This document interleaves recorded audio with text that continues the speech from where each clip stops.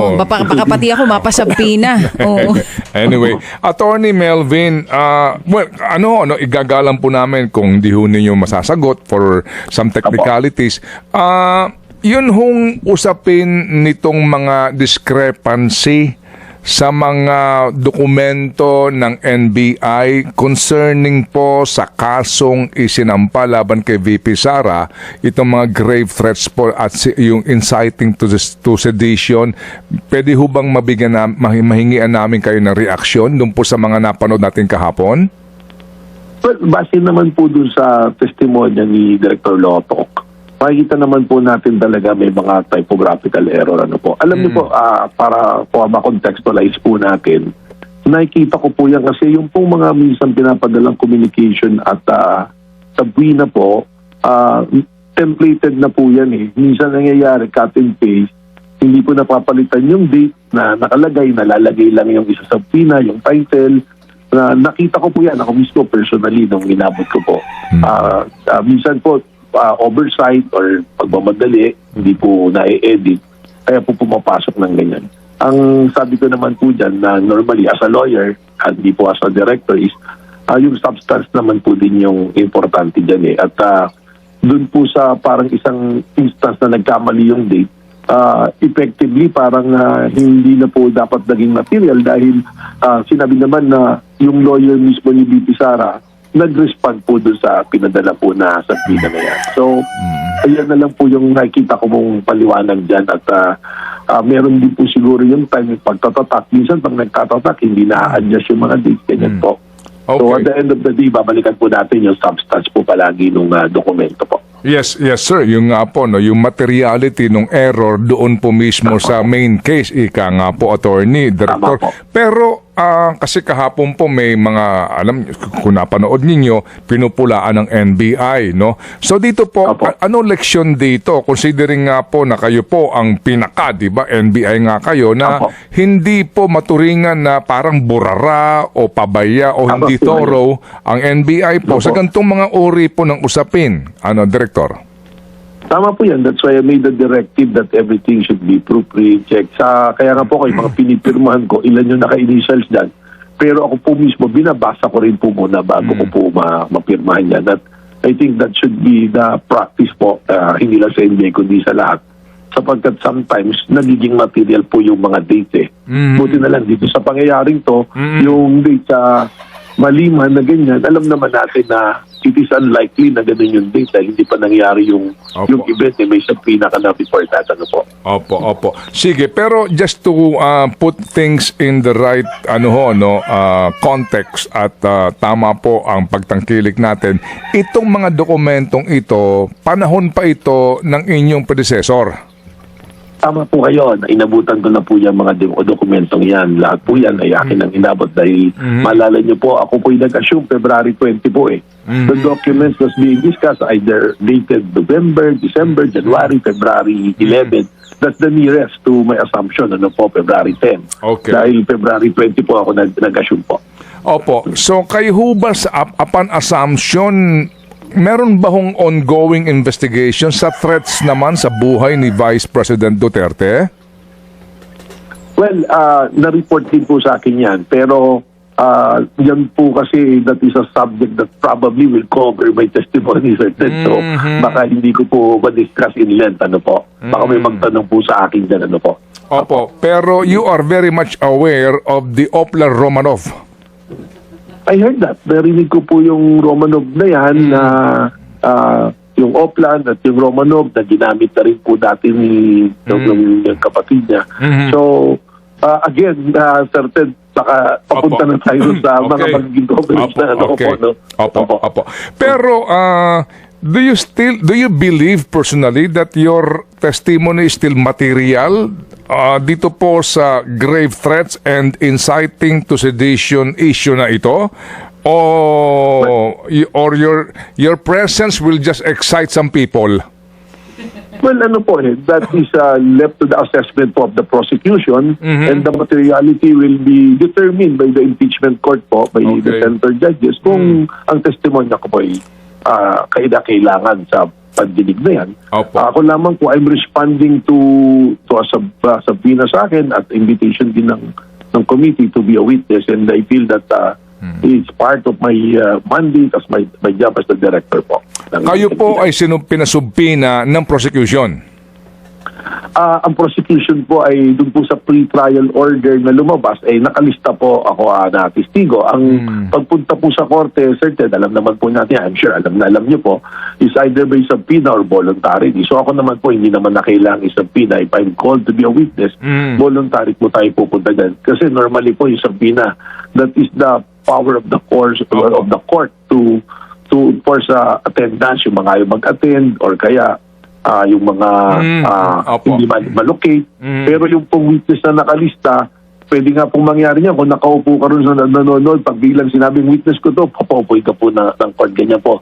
Sa regular courts po, nangyayari yan when I was a practicing lawyer po at that time. Opo, pero kayo po personally, do you think na makakatulong po kayo sa prosecution or given the chance, pwede ba gusto niyo umatras?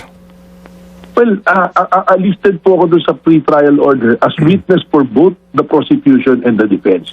So, ang sa akin po, hindi po yung kung sino yung matutulungan. But I will be there, Sir Ted, magbibigay Chacha, na sasabihin ko po at sasagutin ng diretso kung ano yung mga katanungan, kung ano yung magtutulong po para magkaroon ng patas na resolution po itong nakaharap na kaso na ito at magagamit pa ang testimonya, I will be more than willing and happy po na maging instrumento po dito. Okay, are you willing to face a bloodbath kung sakali po? Basta hindi po ako blooded, okay na rin po siguro. Well, I'm willing to answer all the questions po na according to my knowledge, sa akin pong nalalaman in my capacity as the director of the FBI. Okay, sige po. So, meantime po, ang petsa po ninyo talaga July 20 na. Yun po yung narinig ko kahapon na Lunes, pero alam niyo po, may mga strategy ang mga prosecution, defense, kanya-kanya po yan. So, kung meron pong adjustment, anytime naman po when they call me, earlier, later, or 20, doesn't matter po to me, I will be there po.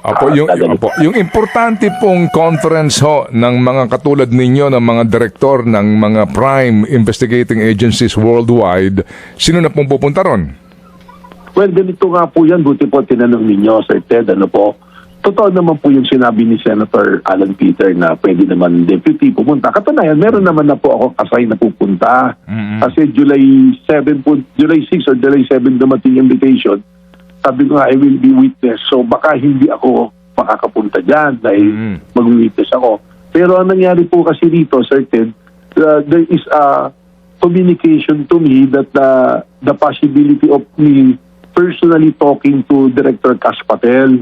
Alam niyo po, pinadala niya po kasi ako ng sulat na recommending me and the NBI for helping them dun po sa mga wanted na na-extradite namin ng mabilisan.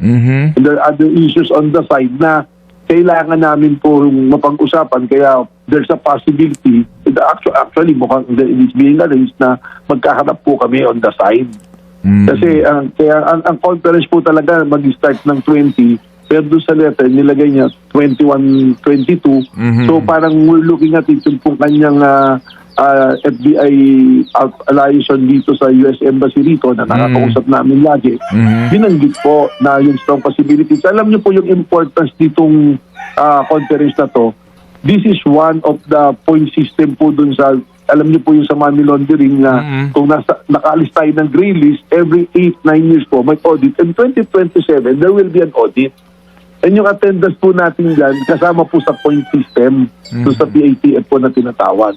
Kaya ganun po ka-importante sana yon. Pero at just the same, alam ko po na mas importante sa ating mga mamamayan po, yung nangyayari pong impeachment trial ngayon po dito. Okay, so yung nga po, pag talaga hindi kayo makakapunta, yung inyong deputy po ang pupunta na lang, no? May naka-assign naman po akong tao, pero yung pong opportunity to personally have communication with the director, ay mukhang saka na lang po siguro mangyayari yun. Meron bang mga taga French, mga pwede pag-usapan si Saldico? Well, regional po to. Regional, okay. Saan po yung pinag-uusapan, opo. Kaya Medyo Okay. ano po, hindi po kasama sa ano po. Ibang topic po naman po yan. Yeah, ano po. hindi. Gusto ko lang matanong, ano na nangyari kay Saldico? Ano nyo yun? Tama po kayo. Tama po kayo kasi ang isa po sa topic namin for the personal discussion namin sana di Director Caspatel, yung mga nasa most wanted nila, which is natulungan po natin sila. Oo. Yesterday, meron na naman po ko tayong for turnover sa kanila na nakuha po natin. Okay, sige po. So, good luck po, Attorney Director, sa inyo Salamat pong po. pagharap sa impeachment court. Salamat po. Manonood po kami. Ano po? Salamat po, Sir Ted and Vivic Casas. Pasensya na po yung ibang tanong ay hindi ko po Opo, talaga. we understand. Opo. Thank you, sir. Salamat na marami. Salamat po. Ang pinag-uusapan natin dito ay napakahalaga. Yes, sir. Opo, at ito pong mga kasong ipinatong sa inyo, perjury, robbery, extortion, theft, mainam po ito As I've said, Your Honor, in the NBI, we avoid the noise. We just finish the job, sir. Opo. Maari po ba makapagtanong sa ating mahal na saksi? Opo, Your Honor. Mari po. Ang una ko pong katanungan sana ay taga saan po kayo na lugar, na probinsya? Tacloban, sir. Tacloban. Tacloban City, Opo. sir.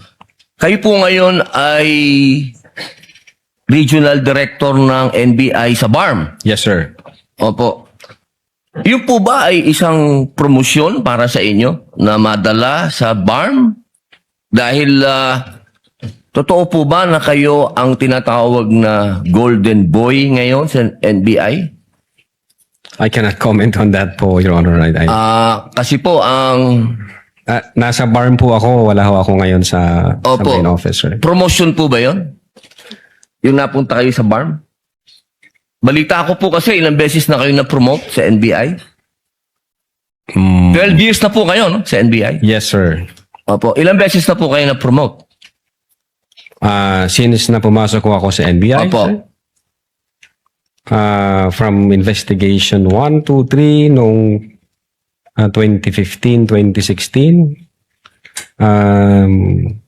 Well, nung mula ako na pumasok ako sa academy, from investigation 1 hanggang ngayon sa regional director, sir. Ilang beses po yan? Sa isang taon po, Sa isang taon? Anong taon po, sir, ang tinutukoy nyo? Bago po kayo napunta sa BARM. Bago ho ako napunta sa BARM, regional director po ako ng Mimaropa, May Maropa. Region 4B, sir. Opo. Kayo po ba ang pumili sa BARM? Na Hindi kayo po, sir. mapunta to? In the exigency of service, doon po kami nilalagay kung ano ang tingin ng direktor na makakatulong kami sa bureau. Bakit po kaya naisip ng direktor na sa BARM po kayo? Kayo po ba ay may kaalaman sa Islam? Hindi ko po alam kung ano ang naging basis ng direktor, pero Kayo po mismo. Ang BARM po kasi is Muslim Mindanao. yes, Your Honor. Opo. Meron po kayong kaalaman sa Islam? In terms of what do you mean kaalaman, sir? Yung Sa religion po ng Islam kasi Muslim Mindanao. So, ibig sabihin, kahit basic po siguro ng Islam, no? yes, sir. Kahit naman ho sino pwedeng i-assign kahit saang regional office dito sa Pilipinas. Di ba po parang Regional autonomy ang autonomous region ng Muslim Mindanao. So, kailangan man siguro kahit paano meron kayong kaalaman sa Islam. Konti siguro, sir. Ano po yung konti na yun? Well, isa po akong Kristiyano at hindi ko ho malalaman yung kabuuan nung Siguro po dapat meron kayong basic din na knowledge ng Islam, ano? So, pangalawang tanong po, okay na po yun.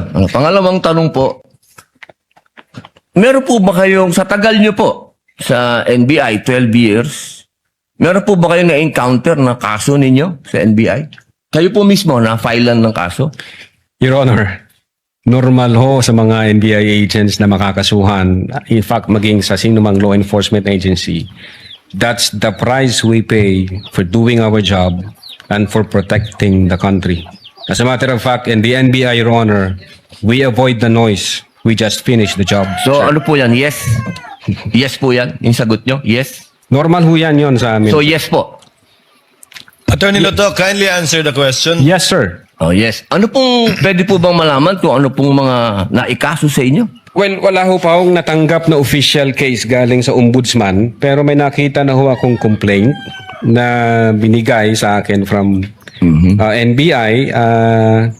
Hindi ko na humaalala yung sa case na yan. Pero nung chinek po namin yung case na yan, Your Honor, sabi ko doon sa mga kasama ko, tingnan nyo nga yung validity at authenticity ng case na to. Pinuntahan ho namin yung nagnotaryo, I think meron Makati po, ano? Court yun.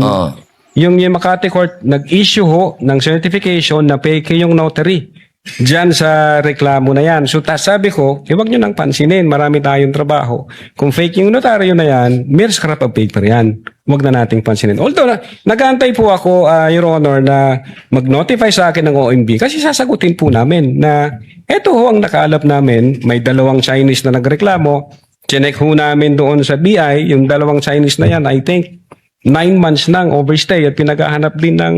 Ano pong kaso po Bureau of yung Immigration. ipinatong sa inyo? Anong kaso? Hindi ko maalala, Your Honor.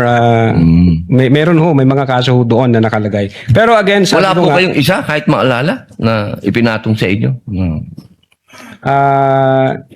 if I'm not mistaken, arbitrary detention, may ganun ba? May unlawful arrest? Wala ho sa akin ng record kasi nga, sabi ko nga, nung makita namin na fake yung notary, hindi na ho namin binigyan ng pansin, Your Honor. Kasi napakakapal po nitong hawak ko. Wala akong problema, Your Honor. Sasagutin po namin yan. Po. Sasagutin ko Hindi po niyo yan. pa po nasagot magmula noong February 29 Kasi wala pa hong official notice galing sa kung anong ahensya. na nakarating po sa inyo. Wala pa. Wala pa ho. Ang nakuha ko lang, yung kopya niyan, siguro may nagpadala sa akin. Sabi ko, teka muna, wala akong official na nare-receive from OMB. So, nung chinek ho namin, kung nag-i-exist ba yung kaso, fake yung notary, hindi na namin. So, ibig niyo binigyan ng pong pansin. sabihin hanggang ngayon, hindi kayo sigurado kung nag-i-exist to. Dapat may notice na ako from ombudsman. Di ba po dapat ang reaction ng isang tao kapag may kaso, harapin? Precisely, Kasi Your Honor. Hinihintay ko nga po yung notice from ombudsman na pag meron akong notice Wala ng po kayong ombudsman- notice hanggang ngayon? sa Wala pa ombudsman? po, Your Honor. Yun nga ang inaantay ko kasi sasagutin namin kasi meron po kaming certification na fake yung notary. Inaantay ko po, Your Honor. Mas maganda po, maharap nyo kagad. Definitely, hindi ko Lalong-lalo namin na po, tatakbuhan yan, sir. Kasi napakahalaga po ngayon nito. Yes, sir. Oo, ito po ay ang pinag-uusapan natin dito ay napakahalaga. Yes, sir. Opo, at ito pong mga kasong ipinatong sa inyo, perjury, robbery, extortion, theft, mainam po ito As I've said, Your Honor, in the NBI, we avoid the noise. We just finish the job, sir. Opo. Meron po akong tanong. Pangatlo. Opo. Kanina po na ang ganda ng talakayan nyo tungkol sa Romanov. Yes, sir. Opo. Alam niyo po ba yung istorya ng Romanov? At ang gaganda po ng mga sagutan ninyo, alam niyo po ba yung historical background ng Romanov? Ang alam ko lang po dyan, Your Honor, yun yung nangyari sa, I think, Tsar, kung hindi ako nagkakamali sa Russia. Sa Russia. Opo. Sino po ba yung nakakalaban ng Tsar? Again, hindi ko po maalala, hindi ko po nakita yung buong... Yun. Kasi napakahalaga pong malaman ng taong bayan kung sino po ang tinatawag natin na Romanov at sino yung nakalaban nila. Kasi po, katabi ko ang isa sa Marcos family. Yes, sir. Alam naman po natin lahat, batid natin lahat, na si Apo Lakay, Ferdinand Marcos Sr., ang number 1 na lumaban sa komunista dito sa Pilipinas. Batid naman din po natin na ang nag-execute sa Tsar kay Nikolai at sa kanyang mga anak, sa kanyang pamilya, ay ang komunista. Alam mo po ba niyo? Yes, sir. Opo. Ngayon, sino po ba ang pangalawang pangulo na lumaban sa komunista? Sino po, sir? Ay di si Pangulong Rodrigo Roa Duterte. Hindi ba po dapat isipin natin yung Romanov ay tungkol sa threat na pumapasok sa mga pamilya na mga namumuno dito sa ating bayan na lumalaban sa komunista. Komunista po ako Gusto ko lamang pong alamin ninyo. Yes, sir. Well, and so far as the investigation on the issue of whether or not may Romanov or operation of Romanov, ang sabi ko po kanina, nasa intelligence service po namin yan. At I think ang makakasagot po niyan, Your Honor, yung director po namin. Opo, kasi nabanggit nyo kanina sa usapan po ninyo, si Baste. Yun Na po yung... sinasabi nyo po kasi kanina, sa usapan po ninyo, sa napakagandang usapan, na yung Romanov, hindi na ipapaliwanag kasi kung ano ba yung ugat nun. Napakahalaga po na alam natin yung ugat. Si Presidente Marcos Sr. ang lumaban sa komunista, kaya nagkaroon ng threat noong 1986. Yes, sir. Ngayon, sinasabi ni Baste na nagkakaroon ng threat sa kanila pamilya sapagkat alam naman nating lahat na ang nagpatuloy ng paglaban sa komunista pagkatapos ni Pangulong Rodrigo Roa Duterte ay si Inday Sara Duterte, ang ating Vice President. Sumasang-ayon po ba kayo doon? Wala po akong personal knowledge, sir. Ay, bakit po kayo walang personal knowledge? Eh, yun po ang sumunod na assignment ng ating Vice Presidente pagkaupo niya. Siya po ang nag-take over ng NTF-ELCAC. Hindi po alam ng NBI yun. Well, nag-NTFL ka siya, pero yung factual circumstances doon, Factual. wala pa po akong... Wala po kayong... Pero alam niyo po, sagutin na lang po ninyo na siya ang nag-take over ng NTF-ELCAC. Yes, Your Honor. Opo. Isa na lang po, ginoong tagapamahalang hukom. Sabi niyo po kanina, ulitin ko lang po, gusto ko lang pong malaman uli. Inamin niyo po na wala kayong personal knowledge tungkol dun sa threat ng Pangulo. Ng pangalaw, sabi niyo po kanina, wala kayong personal knowledge na kumuha na ng assassin o papatay sa Pangulo, ang pangalawang Pangulo. Narinig ko po kanina. During that time? Yes or no lang po. During that time, ongoing ho ang validation namin, So, sir. ibig niyo pong sabihin ngayon, meron na kayong personal knowledge na meron na kayong... Hindi po, ongoing po ang validation. At sabi ko nga po, ang makakasagot po niyan, yung intelligence service namin at ang director po namin, sir. So, hanggang ngayon po, wala pa kayong personal knowledge. In so far as the Cybercrime Division is concerned back then, Po, ongoing ngayon ho po, yung yes or no validation. po? Ngayon po, sir, mahal naming saksi. Ngayon po. Kung ako tatanungin, wala pa po akong idea, pero baka meron ang intelligence service o ang director po Attorney namin. Loto, kindly answer the question directly. It's answerable by yes or no. And I think Yes, sir. you know the answer. Opo. Well, ako personally, wala pa po, sir.